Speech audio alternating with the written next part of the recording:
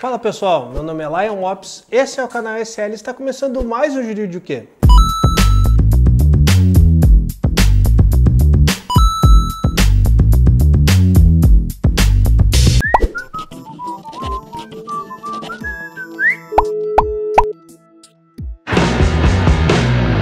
E o nosso assunto de hoje vai ser sobre a Lei da Liberdade Econômica, uma lei super recente promulgada no Brasil no final do ano passado e que trouxe bastante mudanças e alguns pontos do mundo empresarial. Bom, um princípio básico da Lei da Liberdade Econômica é trazer diversas modificações, então ela é uma legislação que modifica outras legislações que a gente tem, onde tem um intuito básico de incentivar o empreendedorismo no Brasil. Mas um ponto importante para a gente se destacar é que ela não é nem de perto e é bem longe de conseguir resolver todos os problemas que a gente tem no burocrático e massivo mundo de empreendedorismo aqui no Brasil. Mas ela já nos resolveu alguns problemas que já incomodavam bastante a gente, que trabalha nessa área, e trouxe algumas inovações bem interessantes. Então, para facilitar um pouco, a gente separou aqui por tópicos, tá? Então a gente separou em alguns tópicos da onde e de que forma que a Lei de Liberdade Econômica influencia o empreendedorismo brasileiro. E o primeiro tópico que a gente vai falar é sobre a influência da Lei da Liberdade Econômica na relação entre os empreendedores, empresários e a administração pública. Um dos primeiros pontos modificado pela Lei da Liberdade Econômica é muito simples. Ela basicamente fez uma previsão de que agora estabelecimentos comerciais podem também funcionar aos domingos e feriados, ressalvados aquelas restrições eventualmente previstas em legislações trabalhistas ou ambientais. Mas, de regra geral, agora sim, é possível que estabelecimentos comerciais possam estar em funcionamento em domingos e feriados. E outro ponto bem importante e bem impactante para o empreendedorismo brasileiro, é que agora, para as atividades de baixo risco, não é mais necessário fazer a obtenção de alvará de funcionamento. Só que aqui ainda ficou um pouco complexo o que é considerado atividade de baixo risco. A gente pode fazer aqui algumas presunções, como atividades tipicamente de escritório, por exemplo, advocacia, contabilidade, uma empresa de desenvolvimento de software. Isso teoricamente são atividades de baixo risco e a partir de agora a gente não dependeria mais de alvará de funcionamento para começar uma empresa desse tipo. Mas ainda falta um pouco de esclarecimento e provavelmente aí nos próximos meses vão sair portarias e normativas definindo o que são atividades de baixo risco. Um outro ponto bem importante também nesse tópico é sobre o abuso regulatório. Mas, Lion, o que é abuso regulatório? Bom, basicamente a legislação trouxe que o abuso regulatório é aquela regulação promulgada pelo ente público que tem um objetivo ou resultado de diminuir a atividade econômica, de restringir a atividade econômica. Então, uma regulação nesse sentido, ela seria considerada uma regulação que está indo contra esse princípio. Então, uma regulação nesse sentido, ela estaria sendo uma regulação que está cometendo um abuso regulatório. Outro ponto interessante também para quem é do mundo das startups e do mundo da tecnologia é que agora a legislação trouxe que documentos digitais elas vão ter o mesmo peso probatório do que documentos físicos. Então hoje, se tu tem uma cópia digitalizada de um contrato, ela vai ter o mesmo peso do que um contrato físico. Ou se tu tem um contrato assinado digitalmente ou eletronicamente, tu não sabe a diferença dos dois, a gente tem um vídeo sobre isso. Então essas versões digitais de documentação, como conversas de WhatsApp, e-mail e tudo mais, elas vão ter a mesma validade jurídica para fins comprobatórios.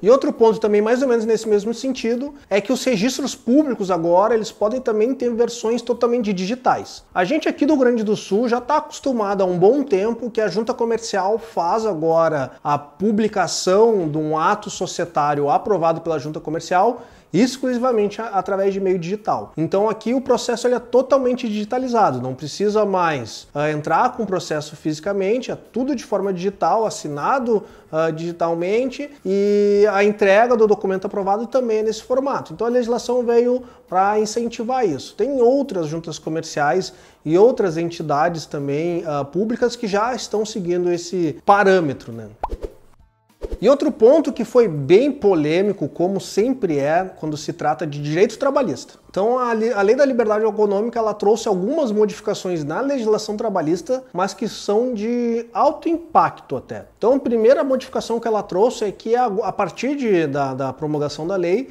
se dá preferência para a emissão de carteira de trabalho no formato digital. Então ainda tem a dúvida de como que vai ser realmente feito isso praticamente, mas já existe esse tipo de previsão. Uma outra questão também é que a partir de agora, para uma empresa ter controle de ponto, é necessário que essa empresa tenha no mínimo 20 funcionários. Então, uma empresa que tenha menos de 20 funcionários, ela não precisa mais fazer o controle de jornada de trabalho através de ponto. Então, essa foi uma modificação da legislação que aumentou a quantidade de empregados para uma empresa ter que implementar um controle de jornada através de ponto.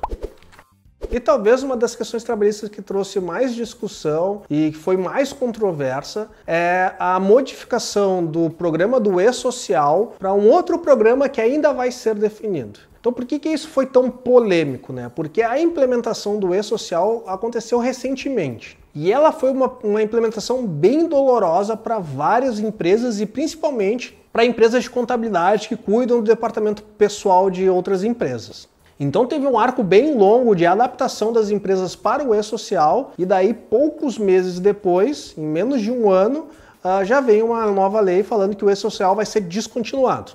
Então isso trouxe uma polêmica muito grande por questão de desalinhamento de governo, desalinhamento do que o poder público entende e essas modificações que no final quem paga são as empresas em ter que investir bastante tempo e recursos para a adaptação de uma nova plataforma e depois basicamente perder todo esse dinheiro, porque a partir do momento que surgir uma nova plataforma, o seu departamento pessoal vai ter que estudar essa nova plataforma, vai ter que se inteirar, vai ter que fazer curso, então realmente aí foi uma das questões mais polêmicas em questão trabalhista da Lei da Liberdade Econômica.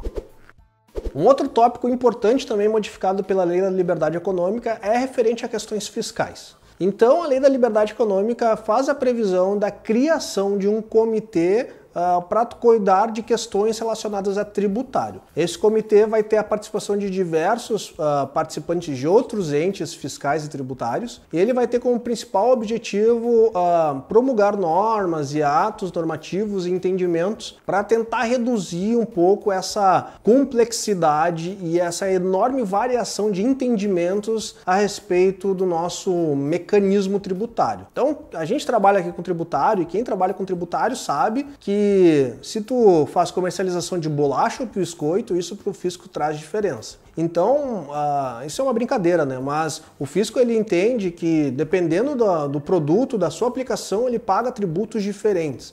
Dependendo desse produto, numa escala de produção, ele vai ter tributos diferentes. Então é muito complexo e a ideia e a tendência é que esse novo comitê surja para tentar fazer uma redução.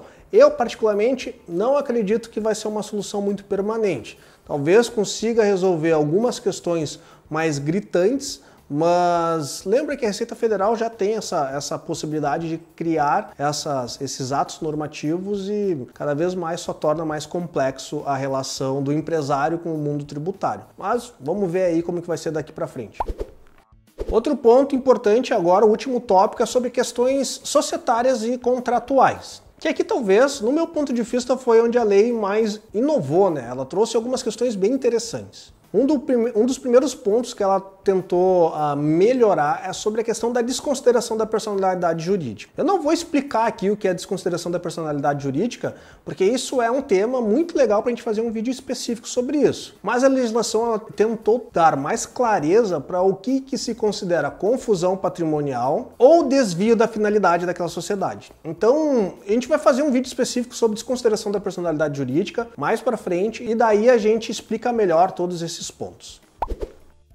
Outro ponto bem legal também foi que a legislação trouxe a possibilidade de uma sociedade limitada unipessoal. Então ela fez uma pequena modificação no Código Civil determinando que agora uma sociedade limitada ela pode ser constituída por um ou mais sócios. A gente fez um vídeo específico sobre sociedade limitada unipessoal, o link vai estar por aqui. Então, se tu quer saber mais sobre isso, acessa lá que a gente fez um vídeo completo explicando titim por titim como funciona.